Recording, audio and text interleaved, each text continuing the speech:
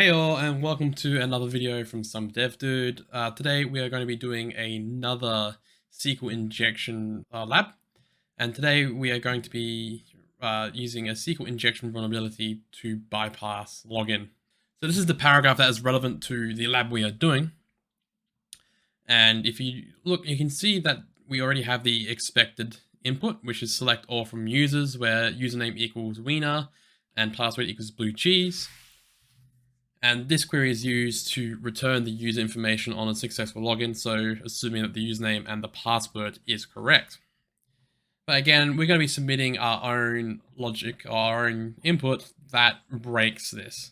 So for example, putting in administrator, so assuming that is the administrator username, putting in our own comma and entering in a comment symbol, or 2 dashes, should bypass the requirement for the user, the password field. So here we are with the lab. Let's read the description quickly. This lab contains a SQL injection vulnerability in the login function. To solve the lab, perform a SQL injection attack that logs into the application as the administrator user. So from here, we can see that the username we want is administrator. What we're going to do is we're going to quickly open this lab in a new tab. So I've grabbed the URL from here. I'm just going to close that tab, minimize the browser, and open Burpsuite. Now, you might have 2 versions of Burpsuite if you followed my last video, and that was how to upgrade Burpsuite to the latest version.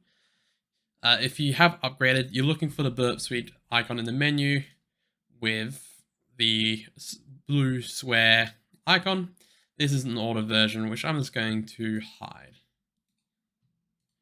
Cool, we're going to create a temporary project because this is a quick lab. I'm going to click on next. I'm just going to use the defaults. And here we are. So we're going to use proxy.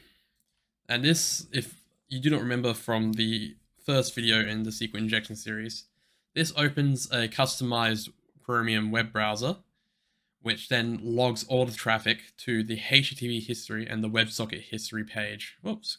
Wrong button. So we're going to click on intercept, and then we're going to turn interceptors off.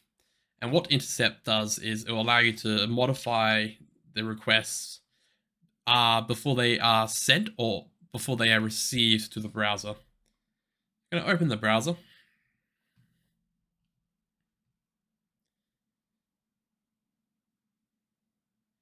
And here's the browser. And we're going to enter in the URL from earlier. Okay, and here we are on the website. Again, we like to shop.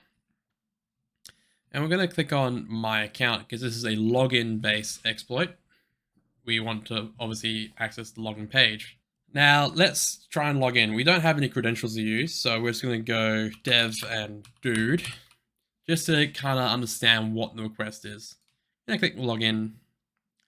And that's failed because we don't know username or password. Now let's go over to Burpsuite and open up the HTTP history. Now, looking through here, a lot of these are stuff that is not relevant. So the resources for the lab header, every time we load the page, it's going to make another request for that. But we are very interested in the login.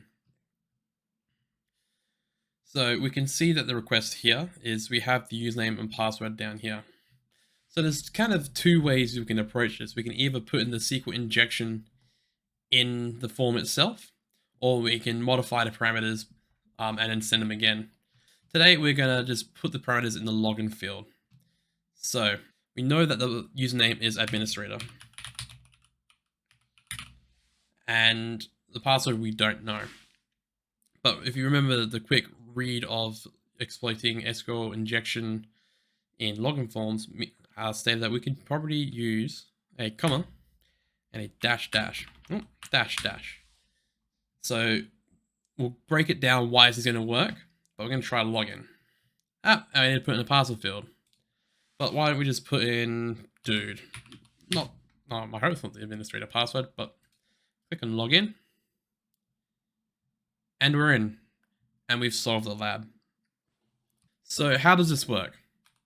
So we have the expect query. select all from users where username equals Wiener and password equals Peter. The reason I've used those names is PortSwigger often uses that as a login for a user that you can access in the labs. So here's the expected query. So we want to match for any rows that have the username of Wiener and the password of Peter. The input we're putting in is administrator with an apostrophe and then 2 dashes. So the 2 dashes being the comment sign in this flavor of SQL. And this changes the query. So select all from users where username equals administrator. And here, again, breaking down, we have the query that is run as expected in white, and then our input in red, and the blue text is what's ignored. In this case, we're typing in administrator apostrophe dash dash, and that's making the query, instead of searching for all the users that have the username of administrator and the matching password. So if the password is incorrect, it wouldn't return a user. If the username didn't exist, it wouldn't return a user. But we're changing this query to just return all the users with the username of administrator and ignoring the password. That allows us to log in as the administrator, as you saw earlier. So that's it for this video. I hope you enjoyed it. If you have any questions or comments, please leave them in the comments below, and I'll see you for the next lab.